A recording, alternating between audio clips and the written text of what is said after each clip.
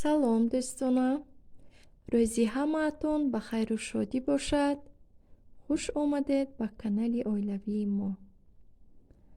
Ман имрӯз як намуд анамихел субҳонаи осонакак тайёр кардам. мини питса ҳам гӯем мешавад. ва дар ин ҷо бо хоҳиши як хоҳарамон анамихел салати бодирингӣ по-корейскӣ нишон доданиям.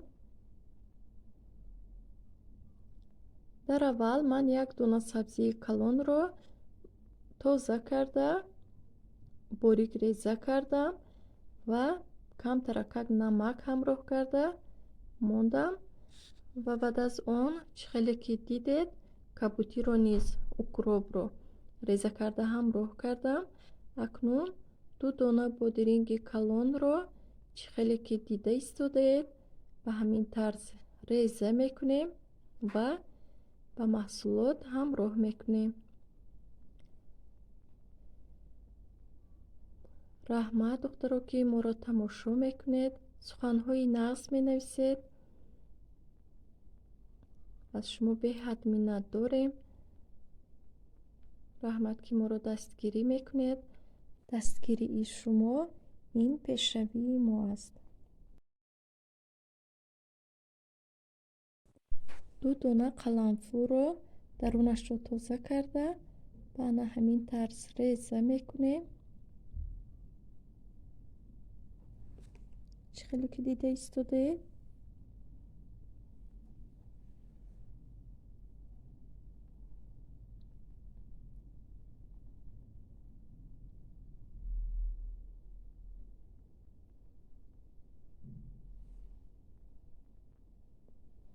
дар ин ҷо бошад 4 қошуқ равғани растаниро мондам ва баъд аз тасбон шуданаш намихел 1 қошуқ паприка ва қаламфури реза кардаамонро рехта қариб 1 минут таф медиҳем ва барои маҳсулотамон оварда мерезем. ана рехтам, чӣ хеле ки дида истодаед. ва мурч ҳамроҳ мекунем. албатта ки боз чеснок, лекин ростига ман чеснок надоштем, наандохтам. ва дар ин ҷо боз 2 қошуқ соевӣ соус ва 1 қошуқ уксус ҳамроҳ карда нағзакак омехта мекунем ва сарпӯшашро маҳкам карда ба муддати 2 соат нигоҳ медорем то тайёр шуданаш.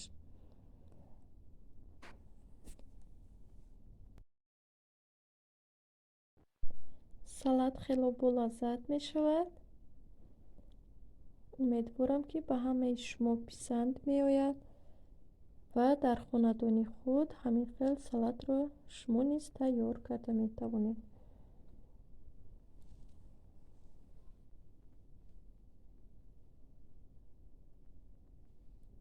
2 соат ҳам гузашт. салати мо тайёр шуд. бинед чӣ хел об ҷудо кардааст, яъне сочни шудааст.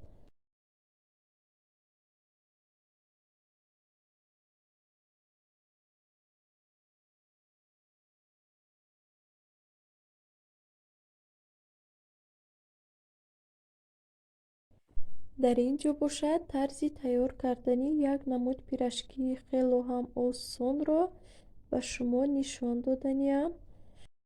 барои пирашкии мо 250 мл шири гарм, 250 мл оби гарм, 1 қошуқ дрожҷ, 1 қошуқ шакар ва 1,5 қошуқча намак, инчунин орд лозим аст. дар аввал ширу ордро ҳамроҳ мекунем ва дар зарф меандозем. баъд аз он дрожҷ ва шакарро рехта омехта мекунем ва камтаракак ордро ҳамроҳ карда боз омехта карда дар ҷои гарм мегузорем то ин ки камтаракак дам гирад. баъд аз он боқимондаи ордро ва намакро ҳамроҳ карда нағзакак омехта мекунем. خمیر ما نباید سخت باشد. چه خیلی که دیده ایستادید خمیر ملایم تیار میکنیم.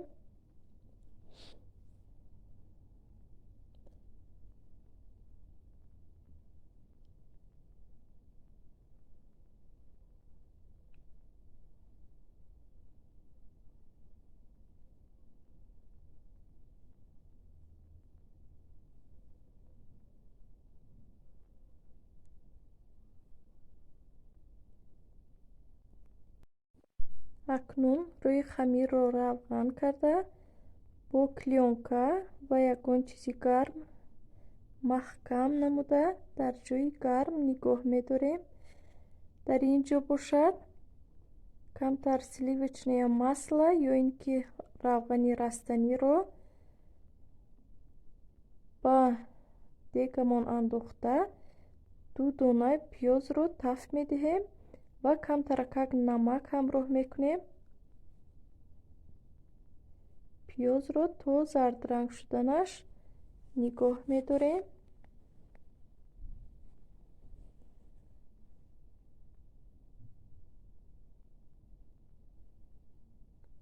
در اینجا باشد 6 دانه کартошка رو در آب جوشاندم و کартошка رو از تیورка یا اینکه трубтароша گذرانیدم. اکنون پیازی تفت داده رو با کартошка همراه میکنیم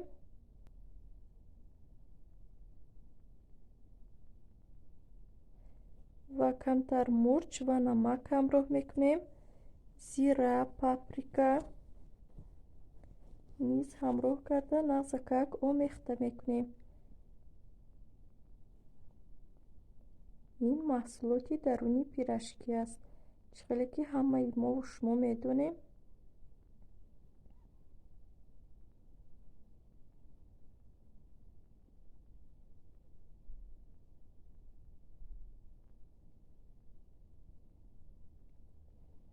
اکنون در روی پدناس یا اینکه لالی روغن مالیده خمیرمون رو همش رو نازکک تونک میکنیم. خمیری ما رسیده است یعنی تیار شده است.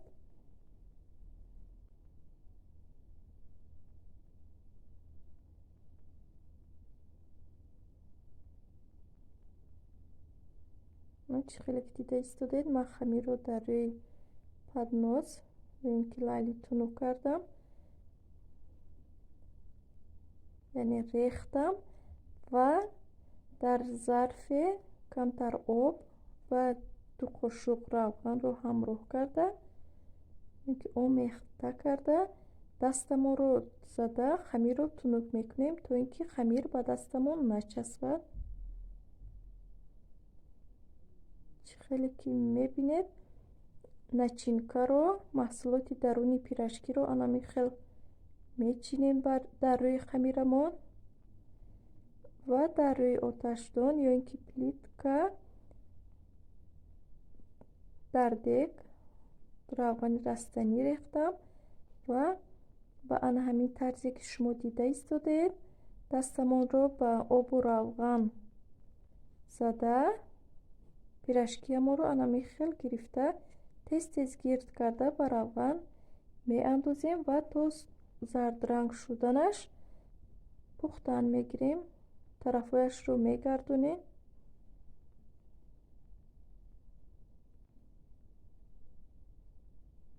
طرزی ساختن پیراشکی خیلی آسان است و وقتی کم رو میگیرد.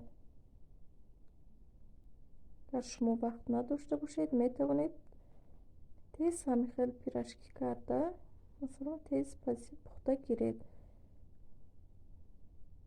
اون طرز دیگر خیلی پیراشکی است برای ساختن در کار مثلا اول زولچه میگیریم باز گشته تو نوک میکنیم باز گشته میسازیم که چقدر وقت رو میگیرد. این خیلی پیراشکی باشد تیز تیار میشود. انا پیراشکی های زیبای ما هم تیار شد.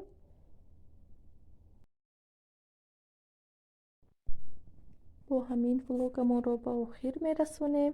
خیر دوستان то влогҳои оянда дар паноҳи худо бошед.